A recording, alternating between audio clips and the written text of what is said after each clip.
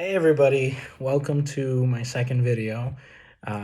Just had to make something about fire just due to the weather in Florida.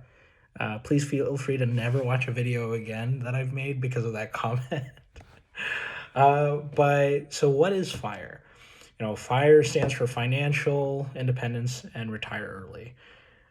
It was a concept made popular by Vicki Robbins and Joe Dominguez when they wrote a book called Your Money, Your Life. So since then, it's been a movement that's been followed by, a significant amount of people, and it's a pretty good movement to follow, which is basically just retire early. Retire earlier than you were set out to. The current retirement expected age just moved up from 65 to 67. And that is just putting it lightly because due to Social Security and some other programs that are, no matter what they do to it, will unfortunately not be able to get the optimum results.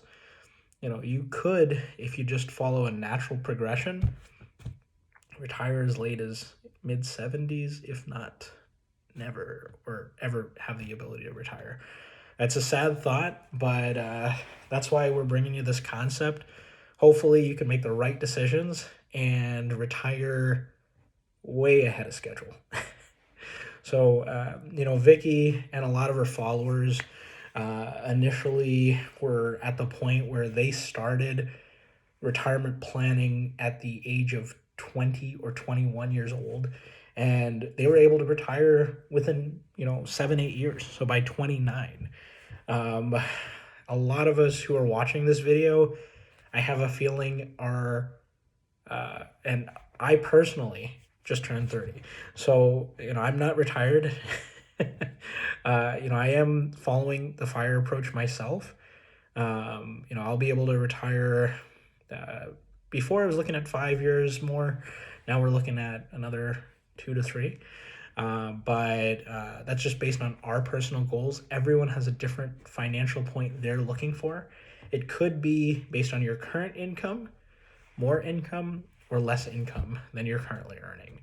And the way that I would calculate fire is based on your current income that you have, and based on your current expenditures. So let's just say you spend $100,000 a year. This is just a theoretical number. So you spend $100,000 a year, and let's just say you're very happy with that. Spend $100,000 a year. This is between you and your significant other, not just yourself. Because usually when you retire, you're not just thinking about yourself, you're thinking about the other people that you're retiring with. So given, that $100,000, say that you're happy with it. The goal is usually to save up so that you can pull 4% from your retirement portfolio, just 4% a year. And with all the investments and everything, it'll make sure that it grows and usually outlasts the amount of time that you need to retire. So 4% would put that as 25x. So on $100,000, you'd need $2.5 million to retire. Most people think when they're younger, $1 million is a lot of money, especially with inflation, with growth. $1 million is worth a lot less than it used to be. So hopefully everyone watching this video, you're well on your way, and your goal is, and you will succeed and pass it to be multimillionaires. And I expect that from everyone. So how do you do it? What's the number one way that you're able to save up that much money? And you're thinking, you know what?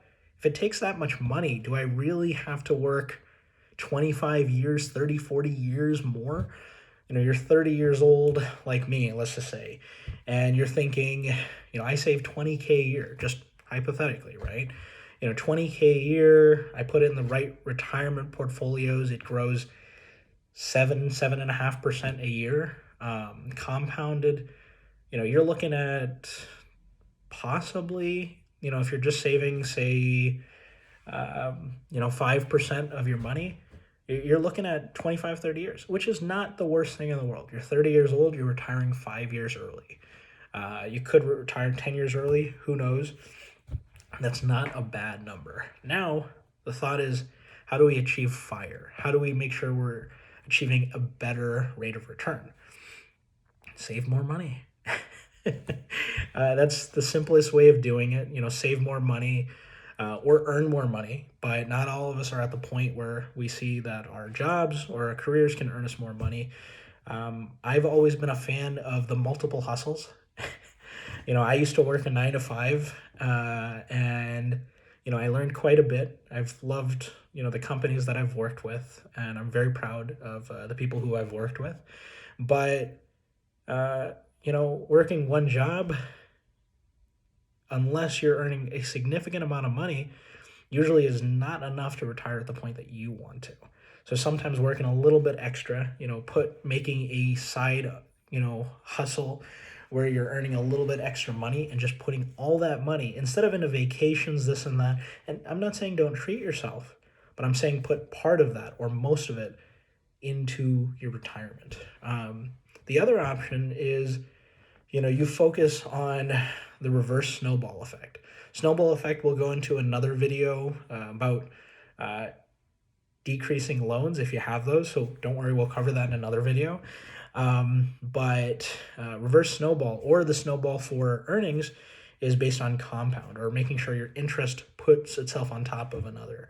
So finding the right vehicles, and I'm not talking about finding Amazon at the right time, which would be great, but making sure you buy the right investments so that your retirement just snowballs.